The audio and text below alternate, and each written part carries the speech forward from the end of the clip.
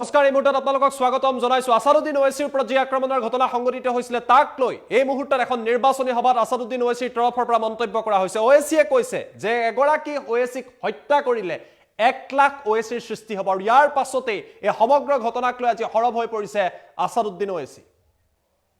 First on টাইমত এই মুহূৰ্তত জনাইছো বিশেষ খবৰটো এজন ওৱেইচিৰ মৃত্যু হলে 1 লাখ ওৱেইচিৰ জন্ম হ'ব এই মুহূৰ্তত এক নিৰ্বাচনী সভাত আসাদুদ্দিন ওৱেইচিৰ তৰফৰ পৰা মন্তব্য কৰা হৈছে কোনোবাই গুলিয়াই ওৱেইচিৰ মুখ বন্ধ কৰিব নোৱাৰে বুলি উল্লেখ কৰিছে তাৰ পিছত আসাদুদ্দিন ওৱেইচিয়ে কৈছে দম আছে যদি মুখ গুলিয়াও উত্তৰ প্ৰদেশৰ নিৰ্বাচনী সভাত এই মুহূৰ্তত ওৱেইচিৰ তৰফৰ পৰা মন্তব্য কৰি কোৱা হৈছে যে বিজেপিৰ চকুত হৈ মই কথা কওঁ আৰু সেইবাবেই মোৰ ওপৰত গুলি চালনা কৰা হৈছে মুখ গুলিওৱা হৈছে বুলি ওৱেইচিৰ তৰফৰ পৰা মন্তব্য কৰা হৈছে ওৱেইচিৰ ওপৰত চলা আক্ৰমণৰ পিছত প্ৰথমখন জনসভা আছিল এই জনসভাত ওৱেইচিয়ে কৈছে যে দৰিদ্ৰ আৰু সংখ্যালঘু লোকৰ কথা মই কওঁ সেইবাবে মোৰ ওপৰত গুলি চালনা কৰা হ'ল মুখ গুলিওৱা হ'ল লোকসভাৰ মজিয়াৰ পিছত ওৱেইচি এবাৰ হৰব হৈ পৰিছে জনসভাত মোক কোনোবাই হত্যা কৰিলে আপোনালোকে চকু পানী নুটুকিব বুলি এই মুহূৰ্তত ওৱেইচিৰ তৰফৰ পৰা তেওঁ সমৰ্থকক আহ্বান কৰা হৈছে তেওঁ কৈছে মোৰ গাড়ীত 4টাকৈ গুলি চলোৱা হ'ল ওৱেইচিৰ ওপৰত যি ঘটনা সংঘটিত হৈছিল তাক লৈ প্ৰতিক্ৰিয়া অব্যাহত আছে কিন্তু ওৱেইচিয়ে কৈছে কিন্তু আল্লাহ যাৰ লগত থাকে তেওঁ কোনেও হত্যা কৰিব নোৱাৰে ওৱেইচিৰ তৰফৰ মন্তব্য কৰা হৈছে উত্তৰ প্ৰদেশৰ নিৰ্বাচনী সভাত তেওঁ হৰব হৈ কৈছে যে এজন ওৱেইচিক হত্যা কৰিলে 1 লাখ ওৱেইচিৰ আপোনালোকে জন্ম দিয়ক 1 লাখ ওৱেইচিৰ জন্ম হ'ব কেৱল কিমানেই নহয় তেওঁ কৈছে যে তেখেতে বিজেপিৰ চকুত হৈ কথা কয় সংখ্যালঘুৰ কথা কয় দৰিদ্ৰৰ কথা কয় সেইবাবেই তেখেতক গুলিওৱা হৈছে কিন্তু তেওঁ কৈছে আল্লাহ যেতিয়ালৈকে থাকে তেতিয়ালৈকে কোনো ব্যক্তিক একো কৰিব নোৱাৰে ওৱেইচিৰ ওপৰত চলা আক্ৰমণৰ পিছত এয়া আছিল প্ৰথমখন জনসভা ইতিমধ্যে ওৱেইচিয়ে যি জেড কেটেগৰী নিৰাপত্তা চৰকাৰে প্ৰদান কৰিছিল তাক প্ৰত্যাখ্যানো কৰিছে আৰু তাৰ পাছতেই এইদৰে হৰব হৈ পৰিছে ওৱেইচিৰ মন্তব্য এই মুহূৰ্তত আহি পৰিছে মন্তব্য আপোনালোকক দেখুৱাই লৈছো अगर एक ओवैसी मरेगा तो तुमको मैं वसीयत करता हूं कि लाखों में तुमको मुझसे ज्यादा ओवैसियों को पैदा करना पड़ेगा उस पर गोलियां क्यों चलाई गई क्योंकि मैं बीजेपी की आंख में आंख डालकर आप गरीब मजलूम अवाम के हक की बात करता हूं मुझ पर गोलियां इसलिए चलाई गई क्योंकि मैं गरीब आवाम के इंसाफ का मुतालबा करता हूं मुझ पर गोलियां इसलिए भी चलाई जाएंगी क्योंकि मैं हिस्सेदारी की बात करता हूं तो इन जालिमों को पसंद नहीं आता ये नादान ये बुज़दिल ये समझते कि ओवैसी की जबान को खत्म कर दिया जाएगा गोलियों से अरे तुम्हारे में दम है तो मारो गोली मैं मगर अल्लाह ने फैसला किया कि तुम्हारी गोली से मेरी मौत होगी तो मैं आपसे कह रहा हूं आप अपने हर बेटे को अपनी बेटी को मुझसे ज्यादा काबिल बनाना अगर एक ओवैसी मरेगा तो तुमको मैं वसीयत करता हूं कि लाखों में तुमको मुझसे ज्यादा ओवैसियों को पैदा करना पड़ेगा मैं आपको ये भी बताना चाह रहा हूं कि अगर जिंदगी हमसे वफा नहीं करेगी अगर कोई कामयाब हो जाता है हमको खत्म करने के लिए तब भी मैं आपसे कह रहा हूं कि अपने आंख में आंसू मत लाइए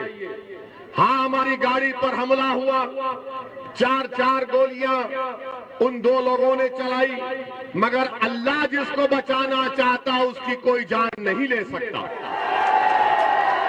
और हमारा तो अटूट इस बात पर ईमान है कि जब तक कुदरत फैसला नहीं करेगी किसी की इंसान की ना मौत आएगी जब तक अल्लाह नहीं चाहेगा ना आपकी मौत आएगी ना कोई आपका रिस्क छीन सकता है ना कोई आपको बेइज्जत कर सकता है तो ये तीनों चीजें हम लिखा कर लाते हमको ये सप्पा आरएलडी मोदी नहीं देते हम दुनिया में जिंदा हैं तो अल्लाह के रहमो करम पर जिंदा थे हैं और रहेंगे गोलियां चलाने वाले वही लोग हैं जिन्होंने महात्मा गांधी को कत्ल किया था ये 4 गोलियां चलाए हम पर, अल्लाह ने हमको बचाना था। मगर मैं उन लोगों को फिर से कह रहा हूं, मैं मौत से नहीं डरता हूं, इंशाअल्लाह ताला मैं नहीं डरता हूं। मुझे मालूम है कि इन तमाम जितने दुनिया में लोग आते हैं, अपनी मां के पेट में पलकर जब दुनिया में आते हैं, तो अल्लाह एक वक्त मुकर्रर कर दिया हर एक का, और हम और आप जाएंगे दुनिया से। मगर याद रखो, मैं मौत से नहीं डरता, ना मैं कत्ल करने वालों से डरता हूं, ना तुम्हारी गोलियां मेरी आवाज को दबा सकेंगी, ना तुम्हारी ताकत मुझे तुम्हारे ताल्लुक से डर में खौफ पैदा कर सकेगी। मुझ पर गोलियां क्यों चलाई गई? क्योंकि मैं बीजेपी की आंख में आंख डालकर आप गरीब मजलूम अवाम के हक की बात करता हूं। मुझ पर गोलियां इसलिए चलाई गई,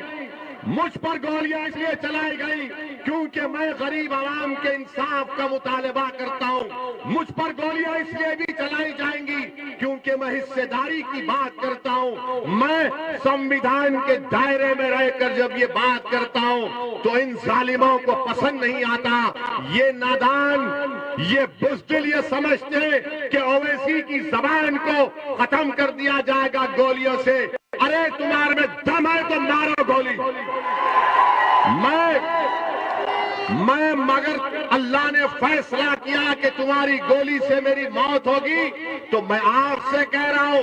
आप अपने हर बेटे को, अपनी बेटी को मुझसे ज्यादा काबिल बनाना। अगर एक ओवैसी मरेगा तो तुमको मैं वसीयत करता हूं कि लाखों में तुमको मुझसे ज्यादा ओवैसियों को पैदा करना पड़ेगा। और याद रखो, हम दुनिया में आए तो जाएंगे, मगर अपने बेटों को, अपनी बेटियों को डॉक्टर बनाइए ताकि वो बीमारों का इलाज कर सके। अपने औलाद को जर्नलिस्ट बनाइए ताकि वो जालिम हुक्मरानों से बेबाकी से सवाल कर सके। आप अपनी औलाद को सियासतदान बनाइए, विधायक बनाइए, सांसद बनाइए, जिला परिषद में लेकर जाइए, चेयरमैन बनाइए, लड़िए। याद रखिए, जो ये चिड़िया होती है ना, जो आसमानों में उड़ती है, क्या वो अपने घोंसले में उड़ती है या बाहर निकलकर उड़ती है? जो चिड़िया घोंसले में उड़ती है, बाहर उड़ती है, तो क्या तुम सिर्फ अपने घोंसले में उसके बनाए हुए घर में रहोगे या एक आजाद परिंदे की तरह रहोगे? उड़ो, अपने ख्वाबों को पूरा करो। याद रखो, तुमको डरने की ये जरूरत नहीं है, डरने और घबराने की जरूरत नहीं है। अल्लाह हमारे लिए काफी है,